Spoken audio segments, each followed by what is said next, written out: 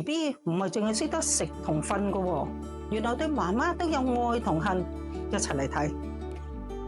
乜嘢情況之下，我哋會係喺個 BB 階段嗰度會出現唔信任啊？原來呢個 BB 喊緊嘅時候，喂，我好肚餓啊，媽，你仲煮嘢食，你可唔可以理下我啊？哇，你仲搞其他，你仲講電話，你真係唔理我啫。作為我哋即係父母，咁邊度識啫？個零至1歲啫嘛，腦囟都未生埋。呢個正正咧就係講緊喺弗洛伊德裏面嗰個對阿媽嘅愛與恨啊。阿 B 係一個，即係佢個語言未開，但係咧喺嗰個時間咧，佢會又肚餓，又即係我需要嘛。係啊。咁當阿媽俾嘢我食嗰陣，咁我咪覺得 OK 啦嚇，好啦，咁啊愛喎，愛阿媽。